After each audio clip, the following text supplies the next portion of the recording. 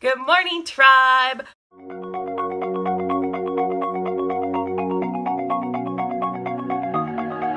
Welcome back to our channel. I am Nikki, Hippie Nikki, which I pretty much named myself that because all my friends were making fun of me for being like earth friendly, and I'm just a hippie. I am. So I'm Hippie Nikki and we are the Topete tribe. Today it's just going to be me.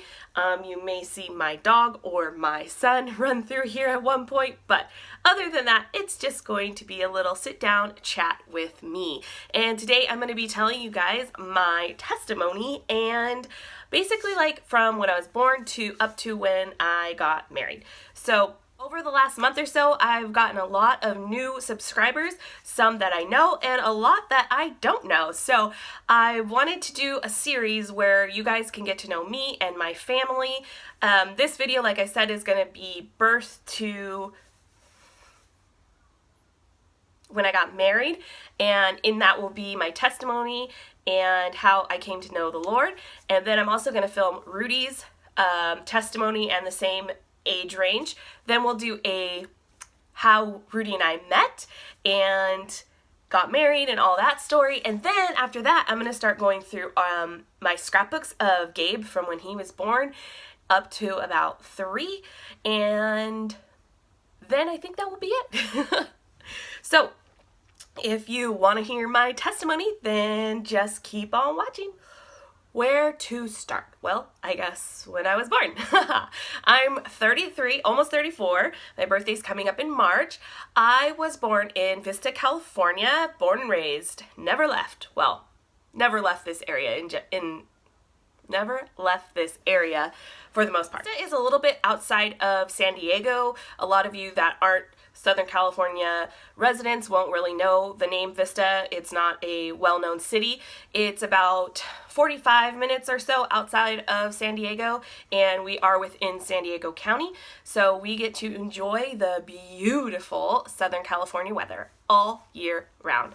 Actually, right now it's pretty cloudy, so hopefully that won't affect my lighting too much, but we have been enjoying some rain here, and we need it.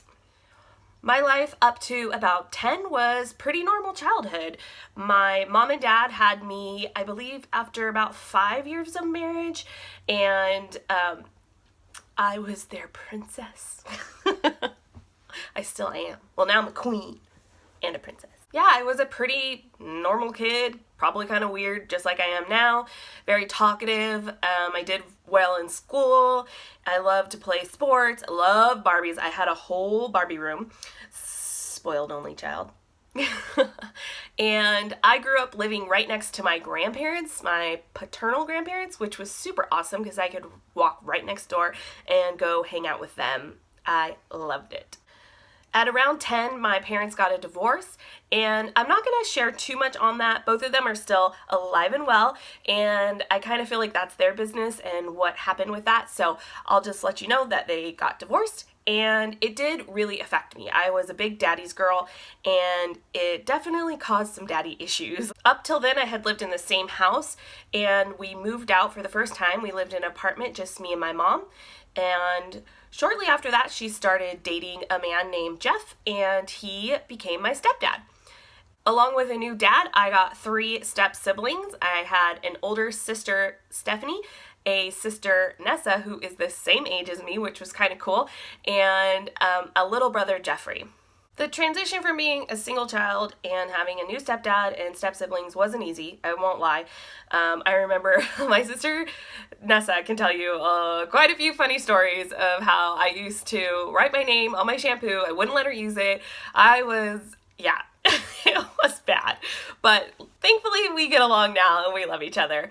And I remember when we lived in our Oceanside house. That's the house that we moved into after the apartment, once my mom and stepdad got married, and we had rooms that like the doors were cornered, I guess. I don't know how to say that. But anywho, we would get in trouble and get sent to our rooms, and we would sit at the doors of our rooms and just talk because we were in trouble and in our rooms, but we would just sit there and like talk to each other, which I don't know. It was just funny.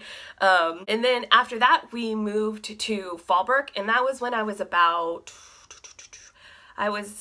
in middle school, and I stayed at my middle school in Vista for a while, but then I eventually did go to the junior high in Fallbrook, and that transition was probably the roughest one for me because I had grown up in Vista, and Oceanside and Vista are very, very close. It's called like the Tri-City area because it's Carlsbad, Oceanside, and Vista, and the cities kind of intertwine. So even though I was in Oceanside, I still was near all of my friends and people that I had grown up with. So moving to Fallbrook was about 25 minutes away, and it's a much more rural town. It literally has like a main street called Main Street, and then another street called Mission, and that's like it. It's just these two streets. They've got restaurants and shopping centers and little shops on those two streets, and that's it. The rest is like avocado farms or avocado orchards and just nature. So that was hard. I remember driving in and we drove past a little mortuary and I was like, so teen drama. I was like, just drop me off there. I'm sorry, Mom.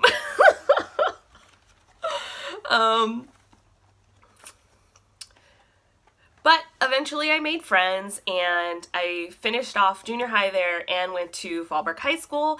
I had a pretty good high school experience. I was an all-around good student and I had lots of good friends, although I did always feel a little out of place. Fallbrook seemed to be kind of segregated a little bit more than I was used to in Oceanside and Vista. It was, the Hispanic and Mexicans, they hung out with each other, and then they had a lot of Native American Indians, they hung out with each other, and then all the white people, they hung out with each other, and then the very small amount of black people hung out, and even smaller Asian hung out, just like all separately. Some of it, intertwined a little bit, but not much, and me being biracial, multiracial, because not just two, I would feel like I fit in sometimes, and then other times it would be very apparent that I wasn't white enough or wasn't black enough. I even had a friend say, Nikki, why do you talk like that? You're too black. And I was like, I don't know. I don't know what you mean. So yeah, and then I look Hispanic, so then people would be like, why don't you speak Spanish? And then at the time during high school, for most of the time, I had a Filipino boyfriend, and then everybody would be like, are you Filipino? It was just a hot mess. So high school was good and kind of, I don't know, it was high school. I think a lot of people have similar experiences where you're trying to figure out who you are, where you fit in, and if you're not in the right clique in the popular crowd, then it's just like not so much fun. But I didn't have a terrible high school experience. I had a few boyfriends. One was fairly long term, like for high school times. I think it was like over a year. I went to most of the dances, and overall I had a pretty good group of friends. Things started to go downhill a bit when I was in my senior year, and I always had like a 4.0 or above. I think mine highest was like a 4.3, and back then that was as high as you can get. I think you can go higher now, but back then that was it. And I was in AP classes, honor classes. I worked my butt off. I was playing sports on a travel volleyball team and played basketball, and then was still keeping really good grades. And I was always hoping to go to like a 4-year college. That was my dream. I just thought that was so cool to go off in a dorm and live that college life. And somewhere within like junior to senior year, my mom and stepdad told me that I wasn't going to be able to go to a 4-year, and I was going to go to a 2-year junior college in town. Well, not town, in like 2 cities over. And that really hit me hard. That changed everything for me because I felt like I had done so much work. Like, if I was just going to go to Palomar, then why was I in AP classes? Why was I in honors classes? Why did I have a 4.3? I could have just gotten C's and slacked off and not worked my butt off, stayed up till 3 in the morning doing my homework and got up at 5 to finish it. So, yeah, that was a really big changing point for me. I already was kind of rebellious in general throughout high school. I wasn't like super bad all the way up until senior year. I never drank. I never did drugs. I really just, wanted to hang out with my friends and hang out with my boyfriend. So after I got this big hit of not going to go to a 4-year and going to go to a 2-year, I started ditching class. I let my grades slip. I mean, I only had like a half a semester left, I think, by the time that happened. So I still ended up graduating with like a 3.8. But I never ditched class before. I started ditching class. I started going to parties, sneaking around behind my parents' backs. And I just was over it. Like, I was really mad and I just was. So I also, in that time period, became sexually active, and I just was like, I didn't want to listen to any of my parents' rules. And now as an adult, I look back and realize that part of the problem was that I was always searching for a why. My parents had rules. I had a pretty early curfew. They didn't want me to have sex. They didn't really want me hanging out with my boyfriend that much. But I was like, why? There was never an answer to the why. It was just, these are their rules and you're going to follow them because we're your parents, which is cool. And a lot of parents parent that way. But for me on the inside, I was like, why? Like, there's no rhyme or reason to this. And so that's what helps me now as a Christian, because my why is the Bible and my why is what God says, and I can just follow that and boom. So because I didn't have that back then, I just went crazy. So that leads us up to my graduation. And after I graduated, I started playing volleyball at Palomar. I did a summer class and then tried out for the team and made it. And at that point, I was like, I want out of this house. I was done with my parents' rules. I was still mad, like I said before. And I ended up meeting a guy and moving in with him. Now, I just confessed this to my mom literally like 2 weeks ago. This was my deepest, darkest secret from my mom. A lot of my friends and not family, maybe some other family knew, but my mom didn't. I told her that I was going to live with my dad, my biological dad, and I told my dad never really knew anything, so I didn't have to tell him anything. But so I told my mom I was going to move in with my dad because he lived closer to the school than she did.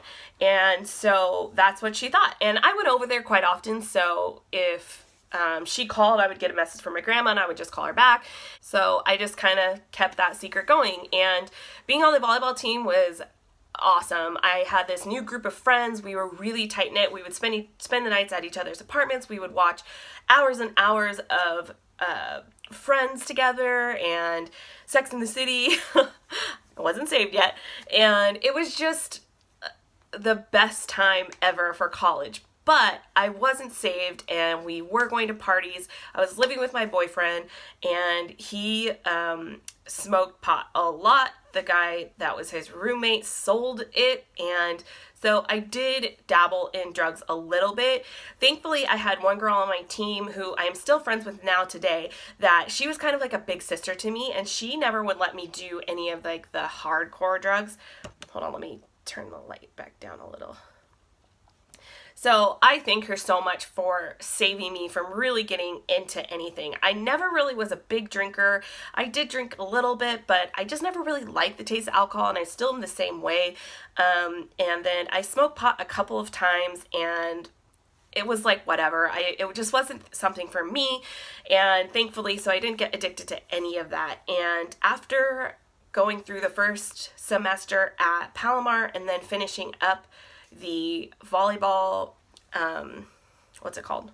season, I did another volleyball class after that, and I ended up blowing out my knee. within that period, it's kind of like blurry, but within that period, I found out my boyfriend was cheating on me. So I moved out, and then I moved into my dad's house. I think that's actually where I blew out my knee, because I remember having to go up those stairs. So that was a huge hit for me and kind of life-changing, because I couldn't play volleyball anymore. And I had a cast, you could take it off, but the cast was from my hip all the way down to my ankle. It was a pretty bad injury, and I couldn't put weight on my leg forever. And then, so I couldn't play volleyball, which meant I wasn't around my friends at all. And I kind of started making different friends, but that really didn't click. And then I was kind of just I was working at Pizza Hut, which wasn't it wasn't going to be a career. It was just to get money. And then I was working at a smoothie place. So it was kind of the time where I was like, what am I going to do with my life?